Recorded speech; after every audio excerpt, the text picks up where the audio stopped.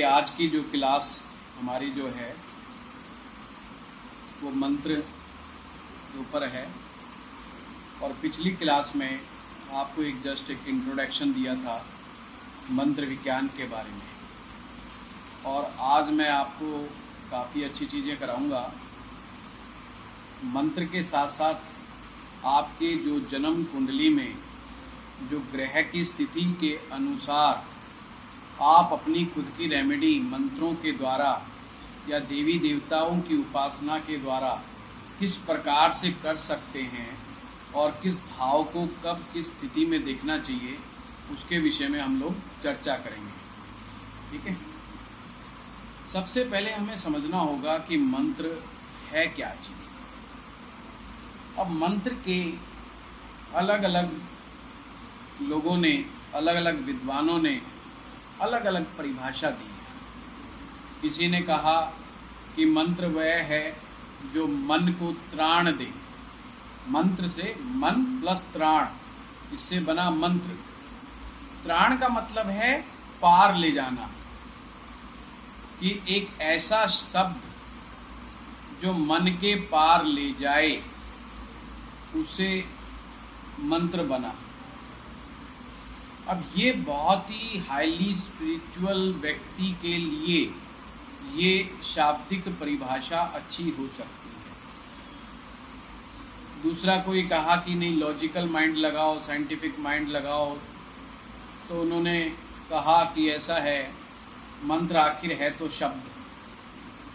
किसी शब्द का रिपीटिशंस जिसका कि कोई अर्थ निकलता हो और उस अर्थ के द्वारा कोई पॉजिटिव चीज़ें वर्क करती हों, वह मंत्र है। किसी भी शब्द को जब हम बार बार दोहराते हैं तो वह शक्ति के रूप में कार्य करने लग जाता है, और वह शब्द अगर सही डायरेक्शन में हमारे जीवन में कुछ पॉजिटिव सकारात्मक करने में सक्षम हो तो वह मंत्र है। पर ध्यान रहे, क्या हर शब्द, क्या हर साउंड मंत्र हो सकता है? नहीं। ये मैंने पिछली क्लास में भी आपको एक एग्जाम्पल से बताया था कि हर शब्द या हर साउंड मंत्र नहीं बन सकते। तो इस प्रकार इसका किस प्रकार से सिलेक्शन हो कि कौन सा शब्द मंत्र बन सकता है। अब इसके लिए मैं आपको बताना चाहता हूं कि हमारे ऋषि मुनियों ने, जिन्होंने इन मंत्रों की संरचना करी, इनकी खोज करी, जो एक प्रकार से आज के समय के अनुसार मंत्र वैज्ञानिक कहे जा सकते हैं।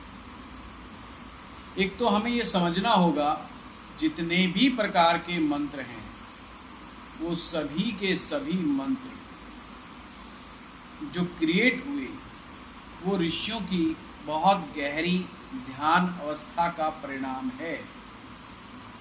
किसी भी ऋषि ने जो खोज की मंत्र की, शब्द की, कि इस शब्द को इस तरह से जोड़ा जाए और उसको बार बार रिपीट किया जाए, तो इस प्रकार के देवी देवता को प्रसन्न किया जा सकता है तथा अपने जीवन का कल्याण एवं दूसरों का कल्याण किया जा सकता है। जैसे विश्वामित्र ने गायत्री मंत्र का निर्माण किया, और आप हैरान होंगे, विश्वामित्र कोई ब्राह्मण नहीं थे। आप हैरान हो जाएंगे जानकर। इसलिए ब्राह्मणों में विश्वामित्र गोत्र नहीं होता। वशिष्ठ गोत्र है, भारद्वाज गोत्र है, गौतम है, जैमिनी है, ये सभी प्रकार के गोत्र मिल जाएंगे, पर विश्वामित्र गोत्र नहीं मिलता। इसका बात से ही बात समझ में आ जाती है कि विश्वामित्र जो थे वो ब्राह्मण नहीं थे। और जिन्हें आज ब्राह्मण लोग कहते हैं, भाई बिना गायत्री के ब्राह्मण का जीवन सफल नहीं हो सकता, तो उसकी संरचना करने वाला खुद स्वयं एक ब्राह्मण नहीं था। इसका तात्पर्य यह है कि मंत्र जो हैं वो जाति और धर्म से ऊपर की चीजें, उनसे बहुत ऊपर उठे हुए हैं। अर्थात कोई भी जाति और धर्म से जुड़ा हुआ व्यक्ति मंत्र विज्ञान के द्वारा, परंतु सही मंत्र के द्वारा अपने जीवन का कल्याण एवं दूसरों का कल्याण करने में सक्षम होते हैं। एक सबसे बड़ी बात है कि मंत्र को कभी भी अंडर एस्टिमेट नहीं करना चाहिए। ये बहुत पावरफुल चीज़ है, ये बिल्कुल एक विस्फोट की तरह काम करते हैं। जब भी आप मंत्र जाप करना आरंभ करते हैं, बहुत सारी प्रक्रियाएं एक साथ आपके जीवन में आरंभ हो जाती हैं, बहुत सारी क्रियाएं आपके साथ आरंभ हो जाती हैं। हम सभी जानते हैं, हमारे तंत्र विज्ञान की मान्यता है कि हमारे शरीर में जो फिजिकल बॉडी है, उसके अलावा एक जो आंतरिक शरीर है, उसमें 7 चक्र हैं और जिनका की सोर्स है, शुरुआत है, आरंभ है, वो कुंडलिनी से है, जिसे कुंडलिनी शक्ति भी कहा जाता है। मूलाधार से लेकर के सहस्त्राचार तक तंत्र की मान्यता है ये 7 चक्र हैं और प्रत्येक चक्र एनर्जी से भरा हुआ है और प्रत्येक चक्र का रिलेशन आपके बॉडी पार्ट से, आपके जीवन के रोग से, आपके जीवन की समस्याओं से, आपके देवी देवताओं से, आपके पूरे जीवन चक्र के साथ उनका अपना एक अनोखा संबंध है। साथ में वह ये भी बात कहते हैं ऋषि कि ये चक्र जो बीमारी को के साथ रिलेशन रखता है, उसी चक्र में उस बीमारी को ठीक करने की परम शक्ति भी छिपी हुई है। बशर्ते आवश्यकता है उस चक्र को एक्टिवेट करने की। यह हम सभी जानते हैं। कुछ चक्र तो हमारे जन्म के साथ ही एक्टिवेट हो जाते हैं, अपने पूर्व जन्म के पुण्यों के माध्यम से।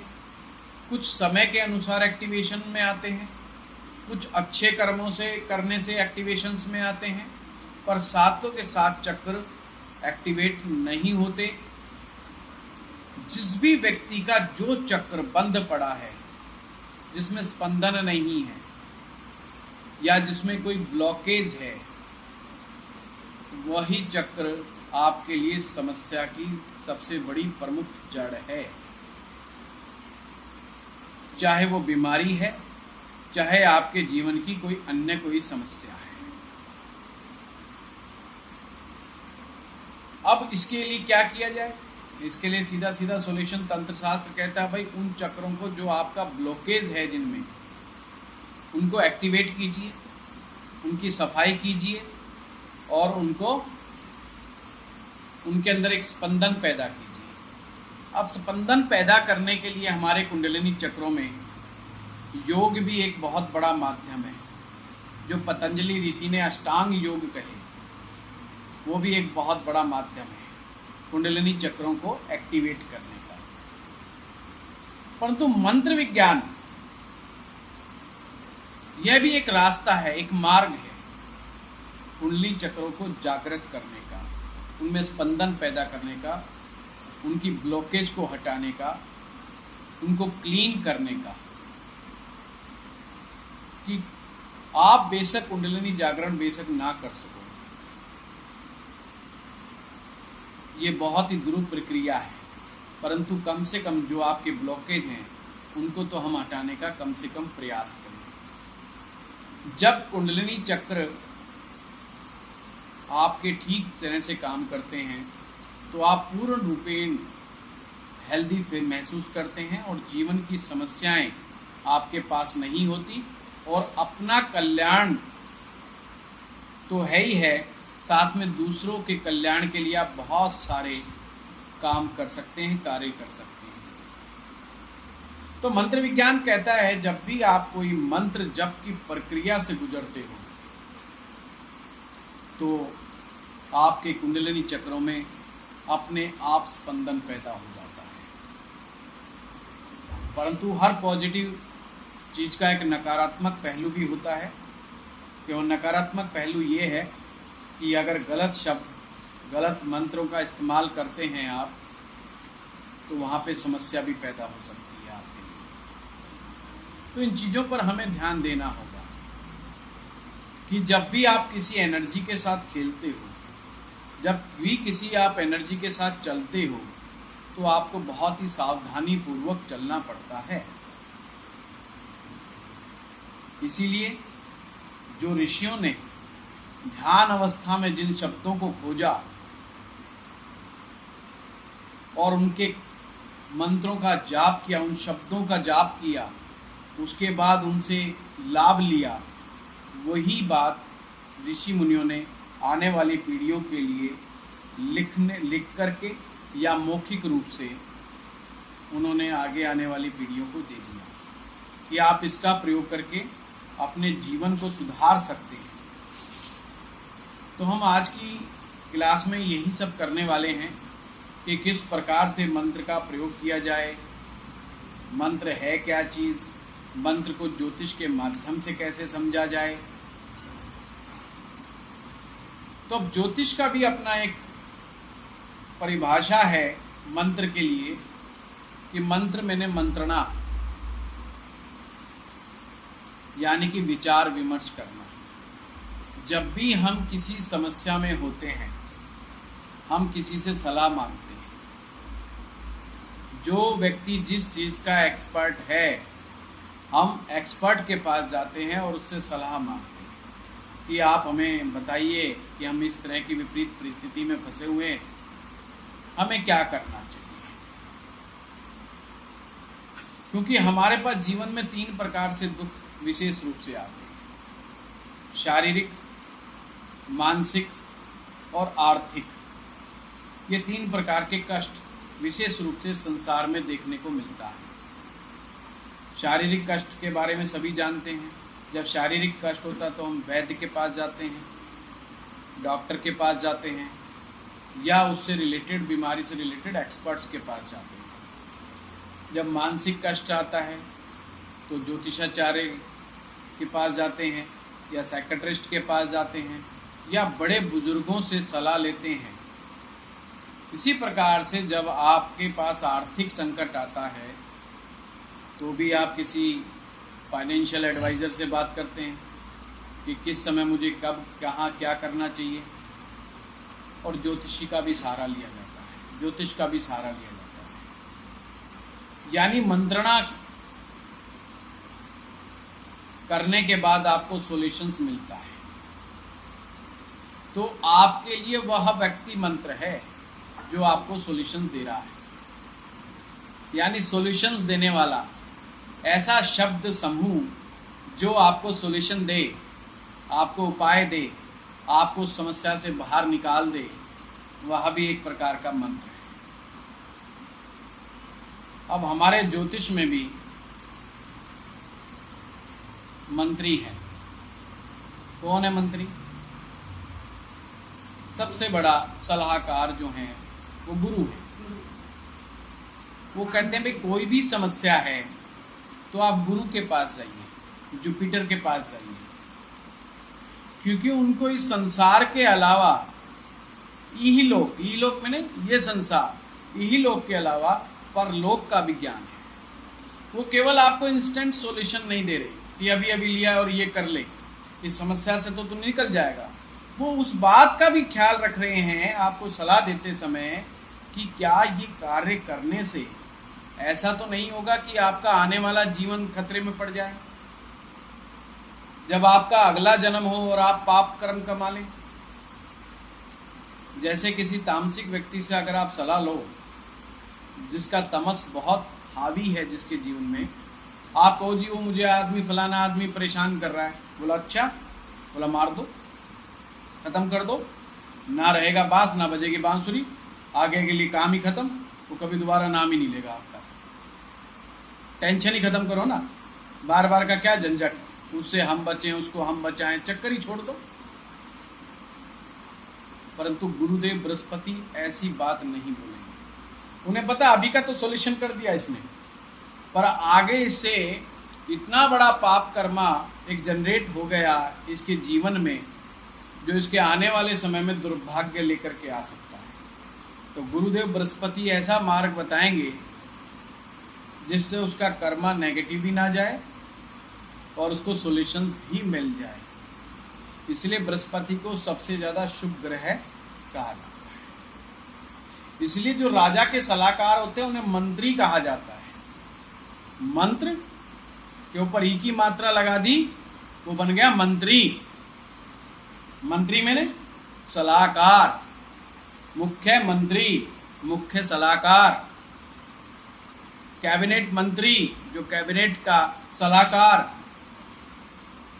केंद्र मंत्री केंद्र की सलाहकार, केंद्र की सरकार का सलाहकार, प्रधानमंत्री जो प्रधान रूप से डिसीजन लेने वाला है। तो राजा के जो सलाहकार है उन्हें मंत्री कहा जाता है। मंत्री का रखने का तात्पर्य या उसका प्रयोजन ही इतना होता है कि जब भी कोई स्थिति आए, विपरीत स्थिति आए, डिसीजन लेना पड़े, कोई नया नियम लागू करना पड़े, कुछ भी ऐसा कुछ करना पड़े, तो वह उनकी सलाह ले सके और डिसीजन ले सके जो जनता के हित में हो, जन कल्याण के लिए हो, देश के हित में हो, सार्वभौमिक रूप से वो सभी के लिए सकारात्मक होना चाहिए। तो यह सलाह कौन देगा? मंत्री। सामूहिक डिसीजन एक प्रकार से बृहस्पति। तो अब ज्योतिष के माध्यम से देखें तो गुरुदेव बृहस्पति सबसे ज्यादा शुद्ध सलाह देने वाले हैं, अच्छी सलाह देने वाले हैं। पर जो शुक्र ग्रह है वो भी मंत्री है, क्योंकि वो भी गुरुपद पर है, वो भी गुरुपद पर पे। परंतु दोनों में अंतर है। वह क्या अंतर है वो हमें देखना पड़ेगा। हमने पिछली क्लास में डिस्कशन किया था कि प्रकृति त्रिगुणात्मक है, 3 गुणों को समाये हुए है, सतोगुण, रजोगुण और तमोगुण। तो सात्विक गुणों को लिए हुए है, जो जिसमें सत्य है वो सात्विक गुण, रजगुण, रजोगुण राजा बनने की कला या ठाट बाट से रहना, अपने लाइफस्टाइल को बहुत ही लग्जरियस बना करके रहना, धन और ऐश्वर्यपूर्ण तरीके से रहना, भोग के समस्त साधन उपलब्ध होना, ये रजस गुण। और तमोगुण क्या है? तामसिक, शक्ति के द्वारा, बल के द्वारा, षड्यंत्र के द्वारा, साम दाम दंड भेद के द्वारा शासन करना, लोगों पर डोमिनेट करना, लोगों को सताना, परेशान करना, नैतिकता और अनैतिकता का कोई ध्यान न रखना, ये सब तमस गुण है। पर जब आप ज्योतिष की प्रैक्टिस करते हैं तो आज कलयुग के जमाने में सतोगुणी तो आना बंद हो गया। ये सतोगुण की कोई बात नहीं करता कि कोई ऐसा उपाय बताओ जिससे मैं सात्विक और परम सात्विक बन जाऊं, कि मैं सतोगुण की तरफ जाऊं। तो आपके पास 2 ही तरह के लोग आएंगे, रजोगुण वाले और तमोगुण वाले। अब रजोगुण की समस्या सबसे ज्यादा है। मोर देन 95% क्लाइंट आपके वो होंगे जो रजोगुण से पीड़ित हैं। रजोगुण जैसे साहब नौकरी नहीं लग रही है, जो सैलरी मिल रही है मैं सेटिस्फाई नहीं हूँ, मेरी प्रमोशन कब होगी, सैलरी अच्छी मिल रही है परंतु उससे भी ज़्यादा अच्छी कब मिलेगी, या मैं दूसरी कंपनी का ऑफर आ रहा है उसमें बहुत अच्छी जॉब मुझे मिल रही है, उसमें सैलरी अच्छी है तो मैं छोड़ के भाग जाता हूँ। मालिक तो बहुत अच्छा है पर सैलरी उससे ज़्यादा मिल रही है, मुझे छोड़ के भाग जाना चाहिए। वो आपके से भाग्य की बात करता है, धन की बात करता है, इन सब चीज़ों की बात करता है, फाइनेंस की बात करता है। और पिछली क्लास में मैंने बताया था कि फाइनेंस का सबसे बड़ा ग्रह कौन सा है? मरकरी, बुध ग्रह। वो एक प्रकार से सारे फाइनेंस का मालिक है, इंटेलिजेंस के साथ साथ। तो उसमें रजगुण बहुत है, क्योंकि फाइनेंस आएगा जब ही आपके जीवन में भौतिक सुख सुविधाएं आएंगी, वरना आएंगी नहीं। पर फाइनेंस ही केवल मात्र चीज नहीं है, ये जीवन को जीने का एक तरीका नहीं हो सकता। अब किसी व्यक्ति को कहे कि भाई सिर्फ नोटों के ढेर पे बैठा रहे, बाकी मिलेगा कुछ नहीं तुझे, वो कहेगा मामला गड़बड़ है, अब कोई फायदा नहीं है। बैंक वाले कहते हैं रोज तिजोरी देखते हैं बड़ी सारी, करोड़ों रुपए देखते हैं, करोड़ों रुपए आना जाना देखते हैं, अपने हाथों से गिनते हैं, पर क्या वो सेटिस्फाइड हैं अपने जीवन से? तो इसका मतलब कि केवल फाइनेंस जीवन की का एक पक्ष नहीं हो सकता। तो वो दूसरों को भी है, पर देख रहा है, वो रात दिन उसी के बीच में बैठा हुआ है। वो जैसे कहते हैं ना, हलवाई को मिठाई खाने की इच्छा खत्म हो जाती है। क्यों हो जाती है? सारा दिन मिठाई में बैठा रहता है। तो एक सूत्र है प्रकृति का, जब आप किसी चीज की बहुतायत के बीच में बैठ जाते हैं तो एक दिन आप में वो इच्छा समाप्त हो जाती है उन चीजों के प्रति। जैसे अगर आप 5 स्टार होटल में बहुत लंबे समय तक काम करते हैं तो एक समय ऐसा आता है कि जब आपको लग्जरी अट्रैक्ट करना बंद कर देती है। सबसे ज्यादा खुश 5 स्टार होटल में जाकर के कौन होता है? वो व्यक्ति जो गरीब है, जिसके पास लग्जरी का अभाव है, जिसने लग्जरी को नहीं देखा है। उसको कहो चल आज तेरा शाम को डिनर 5 स्टार में, वो इतना खुश होगा, वो कहेगा आज ही भाग्य मेरा तो जागृत हुआ, आज ही कुछ जीवन में मेरे तो क्रांति आई है। उससे पहले तो नीरस था जीवन, आज मुझे 5 स्टार होटल देखने को मिलेगा, क्योंकि उसके पास उस चीज का अभाव है। इंसान उस चीज को देख करके ज्यादा प्रसन्न होता है जिस चीज का वो अभाव सबसे ज्यादा अपनी जिंदगी में महसूस करता है। जिस प्रकार किसी का अगर विवाह ना हुआ हो, उसको विवाह की बात करो तो आप देखेंगे बड़ा प्रसन्न होगा। एक टीवी सीरियल आता है उल्टा चश्मा, उसमें एक पत्रकार है पोपट लाल, तो उसको खुश करना हो तो उसकी वो शादी की बात छेड़ देते हैं और वो फिर उससे कुछ भी काम करवा लो। वो कहता है भाई मेरे तो बस शादी हो जाए, चाहे कुछ करवा लो। अब वो उस चीज से प्रसन्न है जिस चीज का उसके पास अभाव है। यही हम सबकी प्रकृति है, सभी की प्रकृति हम सबकी यही है कि हम उस चीज से खुश होते हैं जिस चीज का हमारे पास अभाव होता है। और बहुत और ऐसी चीजें जो हमारे पास बहुतायत में है, वो चीजें हमें समय के अनुसार अट्रैक्ट, हम उनके प्रति होना बंद हो जाते हैं। इसीलिए मैं कह रहा हूं, जो व्यक्ति सारा दिन फाइनेंस गिनता रहता है, एक समय पर उसको फाइनेंस के प्रति अरुचि होनी शुरू हो जाती है। क्या सारा दिन नोट गिनते रहते? आप किसी आदमी ने नोट की गड्डी ना देखी हो, ना गिनी और उसके हाथ में नोट की गड्डी पकड़ाओ, चाहे बेशक किसी की हो, तो कहे यार आज नोट गिन के कुछ एनर्जी सी आ गई, ये तो ऊर्जा है, ये तो एनर्जी है। पर एक कैशियर को पकड़ाओ, वो तो ऐसे ऐसे देख कहीं रहा है, बात कहीं कर रहा है और गिन रहा है बस, क्योंकि उसके लिए जस्ट एक ये लेबर वर्क है। वो मजदूर से ज्यादा अपने आप को कुछ समझ ही नहीं रहा। वो कहता है मैं तो यार बस वो खड्डा खोदता है, मैं पैसे गिनता हूँ। पर मेरी फीलिंग वही है जो एक खड्डा खोदने वाले मजदूर की है, इससे ज्यादा की फीलिंग मेरे पास आ नहीं रही है। तो सबसे बड़ी चीज क्या है? सबसे बड़ी चीज है इच्छा। यूअर 7th हाउस, यूअर कामा हाउस। 3, 6, 11 भाव जो है आपके काम भाव हैं, इच्छा के भाव हैं। इच्छाएं यहीं से जन्म लेती हैं।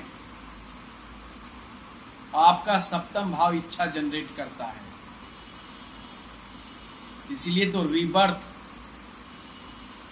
आपका 7वां भाव से देखा जाता है, क्योंकि एक सूत्र है ना कि मोक्ष के लिए अगर आप रीबर्थ नहीं चाहते तो सारी इच्छाओं को छोड़ दो, त्याग दो।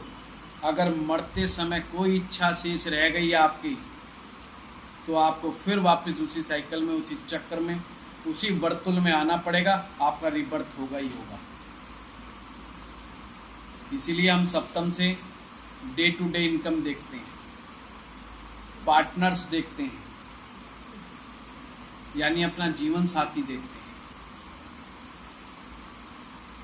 धन व्यक्ति कमाए ना कमाए, जीवन साथी की आवश्यकता हर एक को है, चाहे वो अनपढ़ है, चाहे पढ़ा लिखा है, चाहे नॉलेजेबल है, चाहे अननॉलेजेबल है,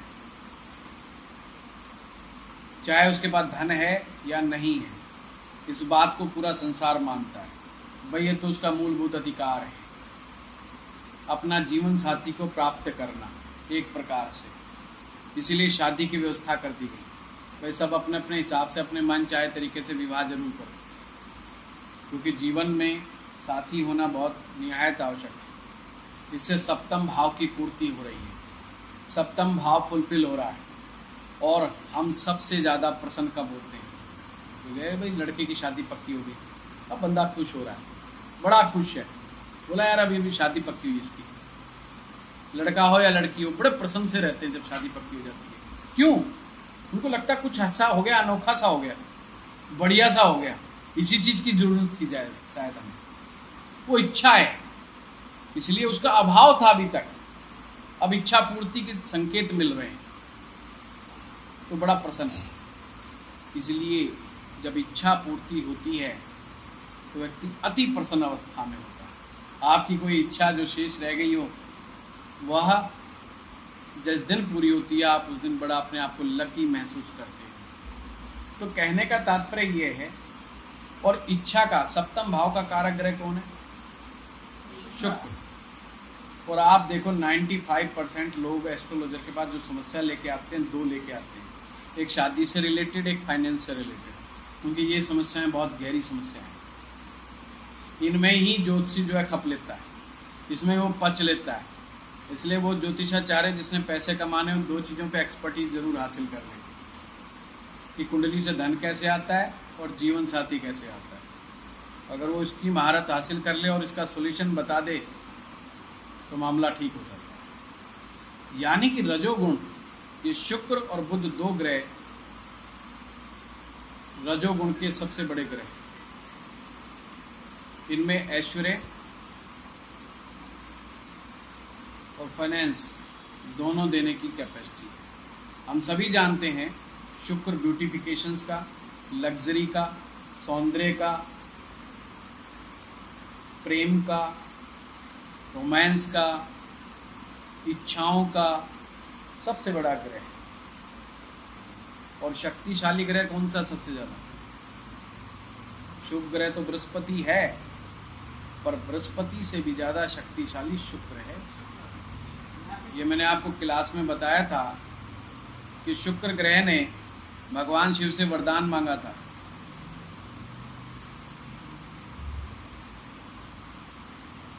बड़ी शिव की उन्होंने उपासना की और उपासना के बाद वरदान मांगा था। क्या वरदान था पासी जी, याद है? क्या वरदान मांगा था?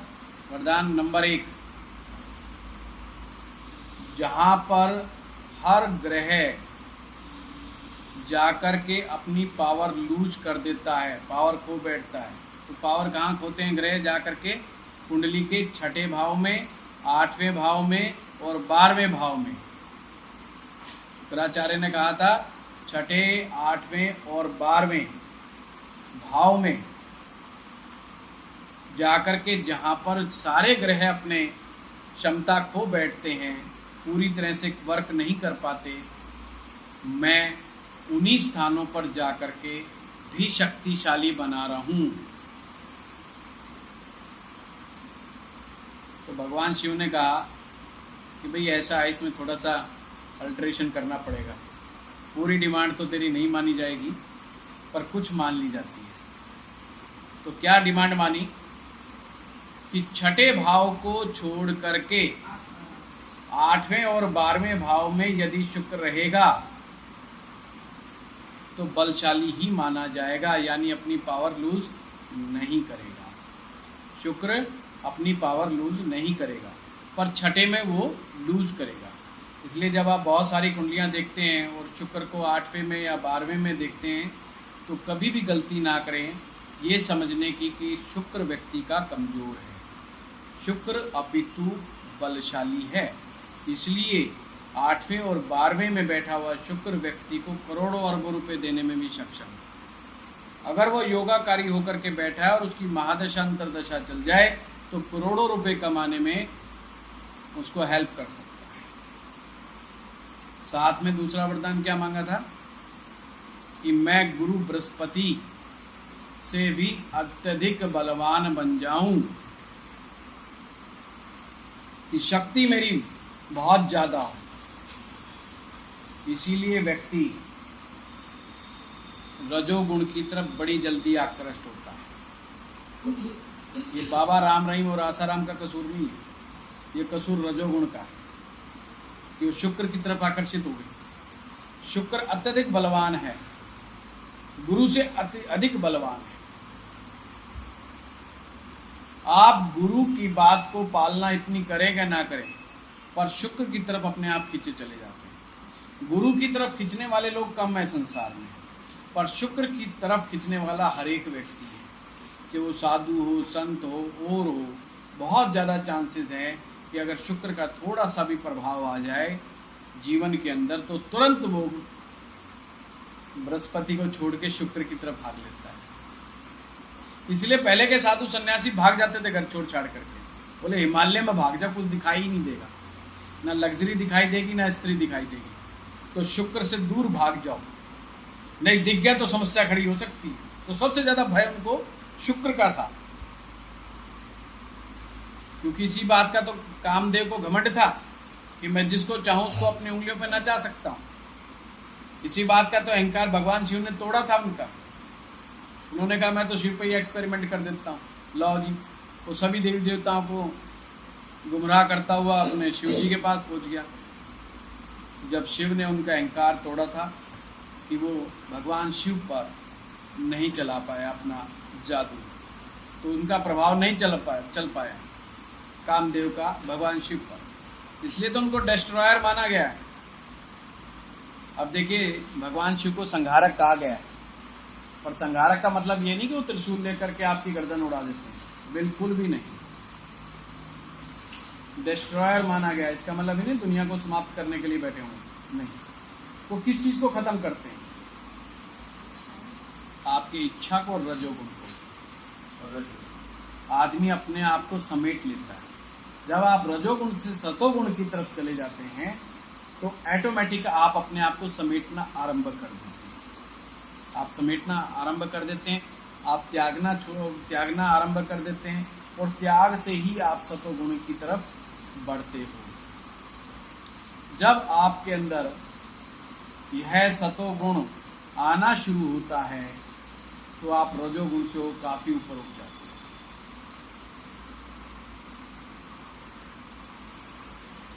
तो चीज क्लियर हुई? तो शुक्र और बुध दो ग्रह हैं जो आपको रजोगुण देते हैं। अब तमस वाले ग्रह कौन कौन से हैं? उनकी एक कैटेगरी बना लो। मंगल, शनि, राहु, केतु, ये तमस के ग्रह हैं। सूर्य, चंद्रमा और गुरु ये रजोगुणी, सतोगुणी है।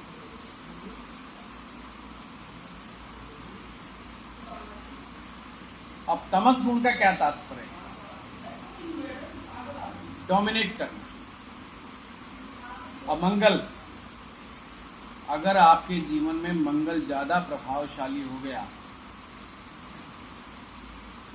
तो आप सिर्फ दूसरों को नीचा दिखाने में ही लगे रहेंगे कि मैं अपने कंपटीटर को डाउन कैसे करूं, लेग डाउन कैसे करूं, कि टांग पकड़ के कैसे खींचूं, इसको कैसे सबक सकूं, मेरे रास्ते से कैसे हटाऊं। हर कोई मेरे दबाव में रहे, मेरे प्रभाव में रहे, मेरे नीचे दब करके रहे, ऐसा गुण मंगल का है। मंगल डोमिनेटिंग पावर देता है इंसान को। तो अभी हमें समझना है कि मंगल ग्रह दूसरों को डोमिनेट करने के लिए आपको वो ताकत देता है, आपको वो शक्तिशाली बनाता है, आपको बोल्ड बनाता है। तो कलयुग का राजा कौन हुआ बताइए आप लोग? अरे मंगल। कहते हैं मंगल करावे दंगल और जितावे भी मंगल। मंगल करावे दंगल और जितावे भी मंगल। कैसे आप ज्योतिष के विद्यार्थी हो, आप कैसे पता लगाते हो कौन आदमी जीतेगा हारेगा कुश्ती में, कौन युद्ध में जीतेगा? तो हम कुंडली में देखते हैं भाई मंगल किसका स्ट्रांग है। जिसका मंगल स्ट्रांग है वो जीत जाएगा। यही तो एक तरीका है।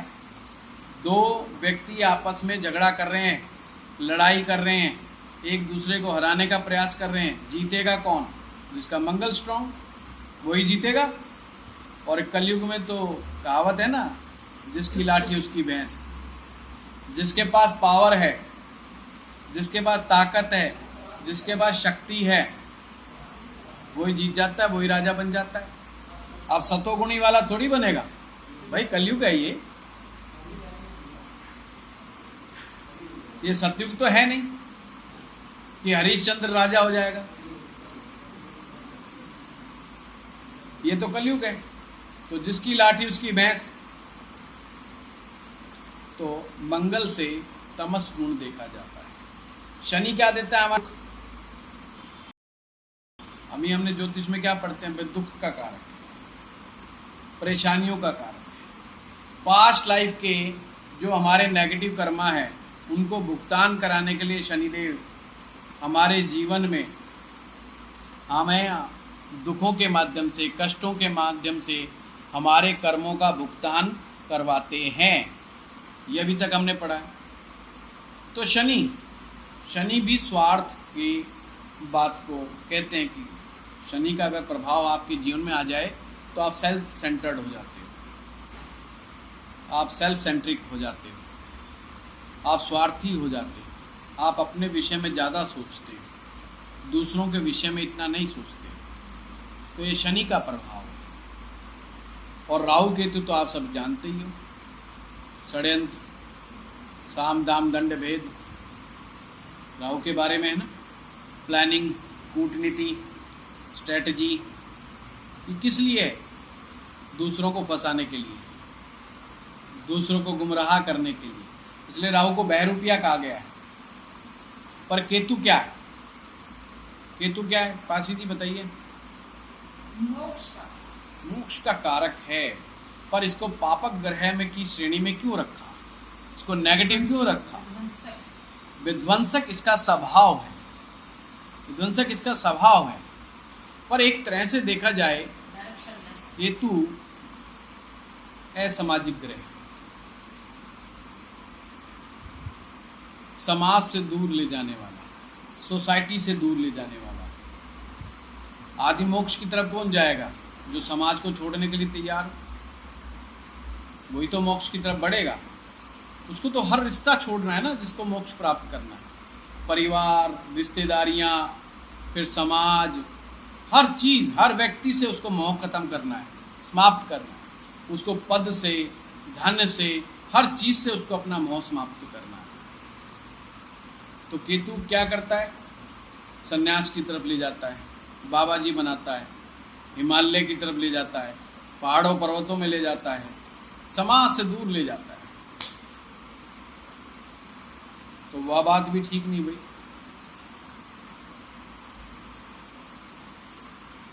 सोसाइटी का ग्रह कौन सा है बताइए? Who represent the society? नहीं, गुरु तो ज्ञान है, रूल बनाता है जी? नहीं, सोसाइटी है मून। हमेशा याद रखना, जब आप पॉलिटिकल एनालिसिस करेंगे तो ये चीजें आपको याद होनी चाहिए।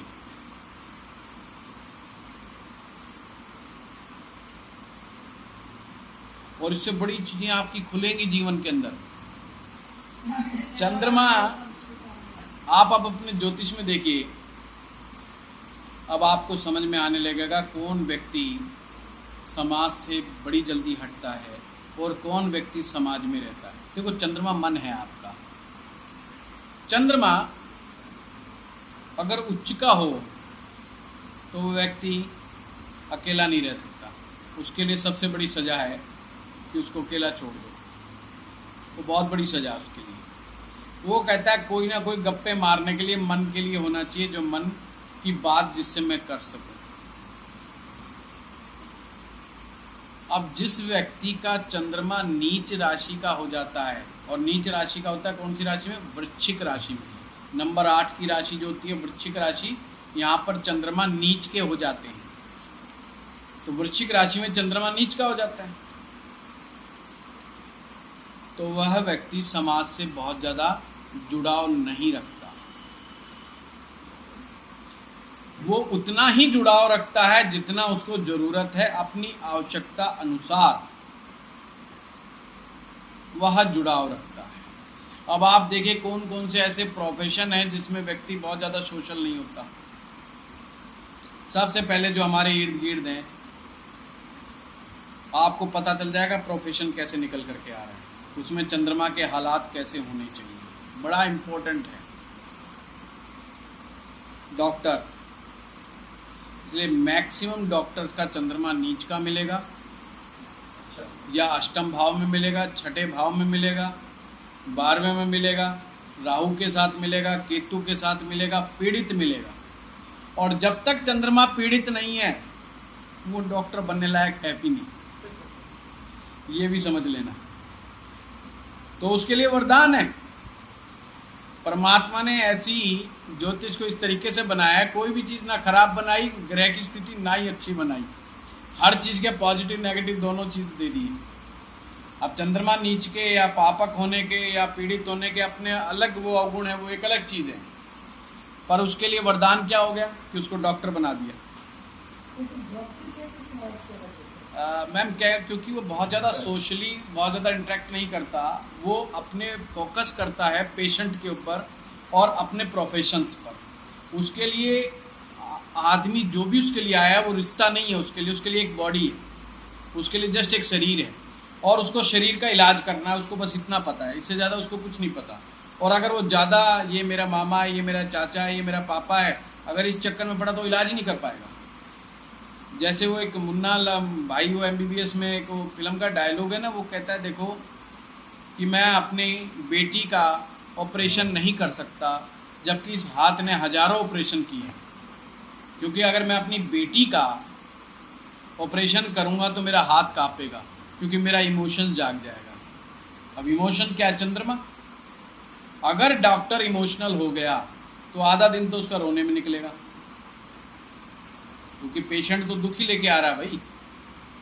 वो तो कह रहा है मैं बीमार हो गया, मैं मर गया जी, मैं खप गया जी, और ऊपर से कोई उल्टी सीधी बीमारी निकल आई, और उसमें डॉक्टर को ये पता चल गया कि ये तो मरेगा, ये तो यंग एज का बेचारा है, तो मरने को जा रहा है, वो तो हो गया इमोशनल। वो तो आधा टाइम तो बेचारा कोप भवन में बैठा रहेगा कि आज तो ये हो गया और आज तो वो हो गया। पर उसके लिए तो बस ये यहाँ पे बेड नंबर बोला, फलाना बेड नंबर डेथ कर गया। अच्छा डेथ कर गया, कब कर गया? बोले जी 11 बजे रात। अच्छा ठीक, नहीं वो ज़्यादा सर्वाइव करना भी नहीं था बस, जस्ट, और उन्होंने लगाया कान पर, वो आगे चल देगा। सेकंड पेशेंट, थर्ड पेशेंट, हाँ क्या बीमारी है? ये बीमारी। अच्छा, इमोशनल नहीं है, इमोशन जाग गए तो डॉक्टरी फेल हो जाएगी। जितना बड़ा सर्जन बनना है बनेगा, जितना बड़ा डॉक्टर बनेगा, जितना ऊंचे लेवल का डॉक्टर बनेगा, चंद्रमा पीड़ित होना उसका उतना ही आवश्यक है। अगर चंद्रमा नहीं पिटा है, सेक्रेटरिस्ट तो बन सकता है जिसने सिर्फ गप्पे मारने हैं, बाकी वो इलाज करने वाला, इंजेक्शन लगाने वाला, कट लगाने वाला, ऑपरेशन करने वाला, या बड़े रोग का इलाज करने वाला। मान लो कैंसर का डॉक्टर बनना है, और वहाँ तो मैक्सिमम पता है कि मोर देन 90% पेशेंट ने जाना तय है, ये every doctor knows very well, पर फिर भी इलाज करता है, और उसे पता है यही रिपोर्ट मिलनी है, कोई 6 महीने, कोई साल, कोई 2 साल, कोई 3 साल, पर उसे पता है जाना अब निश्चित है। पेशेंट भी जानता है, डॉक्टर भी जानता है, पर इलाज कर रहे हैं ना। अगर वो डॉक्टर इमोशनल हो गया तो क्या होगा? कोई भी डॉक्टर नहीं कहता तू मरेगा, या रोना नहीं शुरू कर देता, भाई क्या करूं, मेरे तो हाथ पैर फूल गए। अगर एक अच्छा डॉक्टर बनना है तो चंद्रमा का कमजोर होना निहायत आवश्यक है। समझ में आ गया? इसी प्रकार कोई भी प्रोफेशन में जो हाईली प्रोफेशनल है और हाईली फोकस्ड है, वो व्यक्ति का चंद्रमा आपको नीच का मिलेगा, कमजोर मिलेगा, पीड़ित मिलेगा, या राहु केतु के साथ एक्सेस में मिलेगा। चंद्रमा अगर वृश्चिक में है जी, नीच का है, नीच। अगर ये वृश्चिक 6, 8 में 12 में तो और नीच हो जाएगा। नीच का नहीं, नीच तो नीच ही रहेगा, बस और उसकी प्लेसमेंट है। और बुरा ऐसा नहीं है कि नहीं नहीं, वो जो बुरा तो बेचारा हो ही गया। जिस राशि में वो गया उस राशि ने उसको नीच का कर ही दिया। भाई एक राजा आदमी को आप कह दो भाई नीचे बैठ जाए चटाई पे और आप सभी ऊपर बैठ जाओ, अब ये चीज मायने नहीं रखती कि वो पोचा लगा हुआ था कि नहीं लगा हुआ था उस पर्स के ऊपर, वो अब मायने नहीं रखता। वो कहता जब नीचे बिठाई दिया भाई पोचा लगाओ चाहे मत लगाओ, मेरे लिए तो यही मरने वाली स्थिति हो गई। अब पोचे और ना पोचे की तो बात ही खत्म हो गई। तो ये चीजें, अब नरेंद्र मोदी जी का उदाहरण देखो, नीच का चंद्रमा है, लगन पे ही बैठा हुआ है, तो टोटली फोकस्ड सिर्फ अपने काम से काम। मंगल है परंतु नीच का चंद्रमा तो है ना, वो कहां चला जाएगा। पॉलिटिशियन का भी नीचे ही चल रहा होगा। इमोशंस नहीं, कि जो करना है सो करना है, जो लगना है सो लगना है। कहने का तात्पर्य जो व्यक्ति अपने कैरियर के प्रति, अपने जीवन के प्रति टोटली फोकस्ड हो जाते हैं, वो चंद्रमा कमजोर मिलेगा। इसलिए वो लोग बड़े हाईली ऊपर रेंज तक पहुंच जाते हैं, क्योंकि वो हाईली प्रैक्टिकल जोन में चले जाते हैं। इसलिए आपको डॉक्टर जो है बड़े हाईली प्रैक्टिकल बातें करते मिलेंगे। इसी प्रकार से साइंटिस्ट, अब वो भी थोड़ी ना हर बारात में शादियों में जाते फिरते। आप डॉक्टरों का भी यही हाल है, आप उनको सब कार्ड देने जाओ, हर कार्ड के इन्विटेशंस पे जाते ही नहीं। बहुत जरूरी फंस जाएगा उसी की शादी में जाएंगे वो। एक तो कहते हैं मैंने खाना नहीं, ऊपर से जाऊं भी क्यों जब खाना ही नहीं खाना, क्योंकि वो दिमाग लगाते हैं कि क्या खाऊं और क्या ना खाऊं, उनको तो पता है ना, इसलिए वो जाते भी नहीं है। इसी तरह जजेस, बड़े लेवल के जज, हाई कोर्ट, सुप्रीम कोर्ट, आपको ऐसा नहीं हर शादी में मिल गए, बोला जी सुप्रीम कोर्ट के जज बैठे हैं या हाई कोर्ट के जज बैठे हैं। कितनी शादियां देखते हो कि हाई कोर्ट और सुप्रीम कोर्ट के जज बैठे रहते हैं, तो कहाँ सोशल है वो। तो अपने रिश्तेदार भी आते हैं तो टू द पॉइंट बात करते हैं। आप डॉक्टर है अगर आपका रिलेटिव, तो वो भी टू द पॉइंट ही बात करेगा जितनी जरूरत है। तो कहने का तात्पर्य चंद्रमा सोसाइटी है, जब चंद्रमा पीड़ित होता है तो सोसाइटी से दूर ले जाता है। अब सोसाइटी का मतलब ये नहीं कि वो रहना छोड़ देंगे, मतलब रहेंगे सोसाइटी में ही, पर अटैचमेंट टुवर्ड्स द सोसाइटी वो नहीं है। इसी प्रकार से आपके हाई लेवल के वकील, ऊंचे लेवल के वकील, उनका चंद्रमा जरूर कमजोर मिलेगा, पीड़ित मिलेगा। इसलिए इमोशन नहीं है, उनको पता है बंदा बेकसूर है।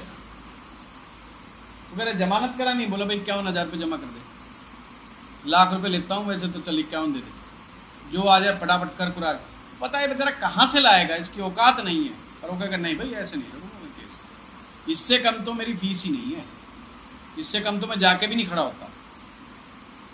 उसको न्याय अन्याय से कोई लेना देना नहीं है, उसको अपने मामले से मतलब है बस। आप ये देखिए, आप उसे सलाह भी मांगने जाओगे तो उसकी भी वर्थ लगाएगा कि मैंने तेरे को एक सलाह तो दे दी।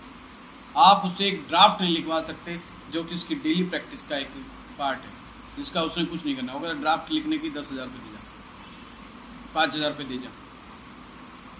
इमोशनल आदमी ये काम नहीं कर सकता। वो कहेगा यार क्या यार, ये तो मेरा बना बनाया है, फॉर्मेट पहले से ही बना पड़ा है, सिर्फ नाम ही तो भरना है, लैंग्वेज लगभग वो ये थोड़ा सा आगे पीछे तो करना है। अभी कलर से कह के करा देता हूँ यार, कुछ नहीं तो 100-200 रुपये इस कलर को पकड़ा दे, बात हो सकती है। पर वो कहेगा नहीं ये फॉर्मेट के तो 10,000 रुपये लूँगा। उसके लिए कोई भी मायने नहीं रखता कीमत, वो किसी भी लेवल तक चला जाता है। एक डॉक्टर ऑपरेशन करने के, उसको पता है स्टंट इतने रुपए का आना, फिर भी वो कहेगा नहीं जी 2.5 लाख रुपए का खर्चा है। वो जानता है कि इसमें खर्चा कितना है, फिर भी वो ये देखता है कि बेचारा घर बेच के लाएगा कि जमीन बेच के लाएगा पैसा। आप देखें ना, आप प्रैक्टिकली चीज़ों को देखें। अब इन लोगों की आप कुंडलियाँ देखने लगोगे, अगर आप ये जरूर देख लेना चंद्रमा कितना पीड़ित है। चंद्रमा पीड़ित होना उनके लिए वरदान है। इसलिए जो हाई लेवल की परीक्षाएं पास करते हैं, जिनमें टोटल फोकस्ड करना पड़ता है, समाज से हटना पड़ता है, ये नहीं वो डिस्को पे डांस कर रहा है हर पार्टी में जाकर के, वो बंदा आईएएस क्लियर नहीं होता, वो डॉक्टर नहीं बनता, वो बड़ा साइंटिस्ट नहीं बनता। अगर एपीजे अब्दुल कलाम बनना है तो भैया तो चंद्रमा का कमजोर होना बहुत जरूरी है। पीड़ित होना बहुत जरूरी है। चंद्रमा का जो डार्क साइड है उसका पॉजिटिव साइड है ये। और अक्सर हम जाते हैं और ज्योतिषी कहता है अरे भाई चंद्रमा तेरा नीच का हो गया, चंद्रमा तेरा पीड़ित हो गया। पर पीड़ित होना ये दिखाता है कि वो व्यक्ति को अगर डायरेक्शन मिल जाए तो उसमें डेडिकेशन बहुत होता है। नीच के चंद्रमा में डेडिकेशन बहुत होता है। इसलिए तो देखो आप कितना भाई एक डॉक्टर बनने के लिए पीएमटी की जो परीक्षा पास करनी पड़ती है, एंट्रेंस जो देना पड़ता है, जो लोग इनको जानते हैं उनको मालूम है कितना बच्चा टफ मेहनत करता है, कितनी सेल्फ स्टडी करता है। आप देखो उस समय जब वो सेल्फ स्टडी करता है, उस सबसे कट जाता है, अलग हो जाता है। ना वो रिश्तेदारियों के पास जाता, ना वो ब्याह शादियों में जाता, ना वो फंक्शंस अटेंड करता, बट टू द पॉइंट जो बहुत नेसेसिटी हो जिस चीज़ की, उसको छोड़ करके वो हर जगह से कटना शुरू कर देता है। इसलिए मैं आपको समझा रहा हूँ, चंद्रमा मून जो है सोसाइटी है आपकी। पासी जी आज क्लियर हुआ? इसलिए अगर कोई नेता जिसका देखो चंद्रमा नीच का है तो समझ लेना उसको सोसाइटी से कोई मतलब नहीं है। वो जितना मर्जी एक्टिंग कर रहा है वो सिर्फ अपने फोकस्ड है, सिर्फ अपने टारगेट को लेकर के। वो जनता उसके लिए सिर्फ टारगेट है, उससे ज़्यादा कुछ नहीं है। तो कहने का मतलब चंद्रमा सोसाइटी है। चंद्रमा को समझना है तो सोसाइटी को समझो, चीज़ आपको क्लियर हो जाएगी। क्लियर हुआ चंद्रमा का कंसेप्ट? चंद्रमा बल्कि उच्च का होगा तो समाज के बीच में, समाज की तरफ अट्रैक्ट रहेगा, कभी छोड़ के जा ही नहीं सकता समाज को। उसको समाज चाहिए, दो लोग चाहिए बात करने के लिए। भाई पागल हो जाएगा उसको अकेला छोड़ दिया तो। उच्च के चंद्रमा को तो वो अकेला नहीं रह सकता, कोई ना कोई बात करने के लिए चाहिए, कोई ना कोई अपने इमोशंस को शेयर करने के लिए चाहिए। इसलिए हमेशा उच्च का चंद्रमा साथी ढूंढता रहता है। कोई मिल जाओ, कोई बात करने वाला मिल जाओ। कोई नहीं मिलेगा तो चौकीदार भी मिल गया, उसके साथ बैठ के टाइम पास कर लेगा। वो कहता है बेटर है चौकीदार, बेटर है अकेले बैठने से। पर नीच के चंद्रमा वाले अच्छा तू कौन? बोला चौकीदार। बोला 2 फुट की दूरी पे खड़ा हो। I am doctor, I am respected doctor, I am so educated. तो चौकीदार है, 3 फुट की दूरी पे बैठ। वो उससे बात ही नहीं करेगा, बात नहीं करेगा, चुप बैठा रहेगा। और उच्च का चंद्रमा वाला बोलेगा ज़्यादा, वो उसके बाद खुद चल के चला जाएगा। ये फर्क है। क्यों अट्रैक्ट है? क्योंकि उससे सोसाइटी चाहिए, क्योंकि मून सोसाइटी को शो करता है। क्लियर हुआ?